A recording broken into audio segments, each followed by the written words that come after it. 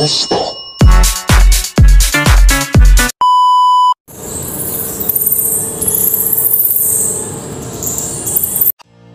Mga kumare, mga kumpare, tara samahan niyo akong maglakbay.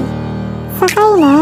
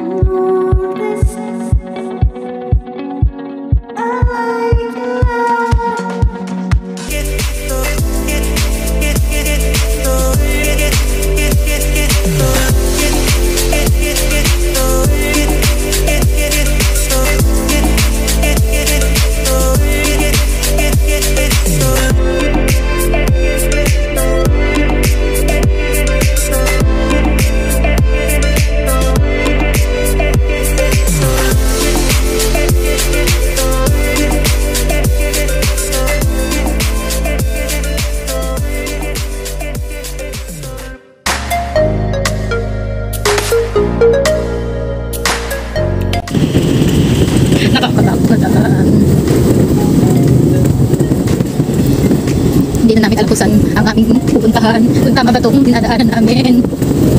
Saan kami dinadala ni Google Map.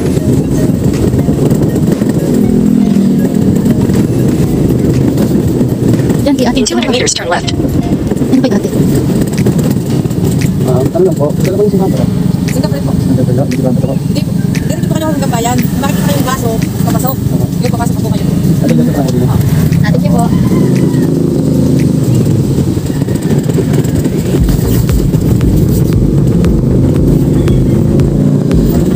Dire-diretso po. Take the next left.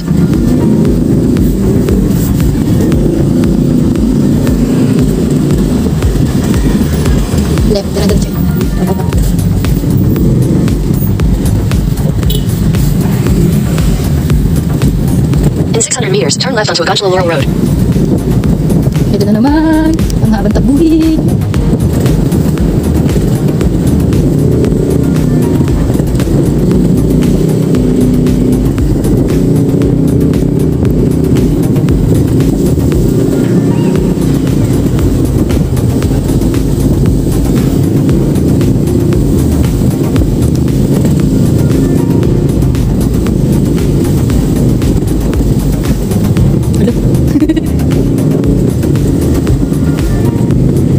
Diretso lang. Few inches later. Touchdown! Salamat, kaibigan Google Map. At dahil sa iyo, nakarating kami. Yun na nga po, si Kumaring Anding naglalakad na po. Kita naman po ninyo, nagmamadali na yan at atat na ho yung makarating sa simbahang bato. Kaya tagal na ho niyang pinapangarap pakapunta riyan ay ngayon lang ho ang pagkakataong mapuntahan aray. Kahit ho masama ang panahon ay sige, tuong sayi sa ulanan, makapunta laang dini. Ayan na nga ho, ay nasilayan na ho ni Kumaring ninyo. Ay taong pinagmamasdan ang lugar. Ay napakaganda naman ho talaga, ay hindi naman ho lugi ang pinunta. Yan na nga po. Banal-banalan po yan. Tingin-tingin sa paligid. Pero ay hindi naman sa pagkaanay, kaganda naman ho talaga ng lugar namin. Talagang ay ililibot ko ho kayo. Kita ninyo hong batong-bato at kuwebang-kuweba. Kagaling naman ho ng kakaisip na rin. Naririnig niyo ho ang mga nahuling ibon. Tunay ho yan, hindi ho yan edited. Ayun, tingnan nyo, pakinggan ninyo. Ayun na ho, ang inyong kumari. Ay, tuwag mo na ho kayo maingay. Nagdadasal ho yan. Kunwari ho yan, mabait na bata, pero ho yan, napaka... Huwag na ho nating anin at baka tayo liga-ligan laang niyan. Pero yan ay seryosong magdadasal. Sabayan ho natin magdasal ang inyong kumari. Kaya tayo mananahimik muna sandali habang pinagmamasdan ang lugar nari. Ay tuong napaganda talaga, ay walang akong masabi. Ay kita nyo ho yung taas na yan. Ay kuwebang-kuweba eh. Talagang napakaganda. Masasabi ko lang sa inyo, kahit kayo anumang problema ang dumating sa buhay ninyo, manalangin lang tayo. Tayo hindi pababayaan ng Diyos. Yan ang laging sabi ng aking lula. Kaya shout out sa aking lula. Lagi kong iniintindi ko ang inyong mga sinasabi. Tapos pag may mga blessing na dumating sa buhay, malaking blessing man yan o mapamalit na blessing, ito magpapasalamat po tayo lagi.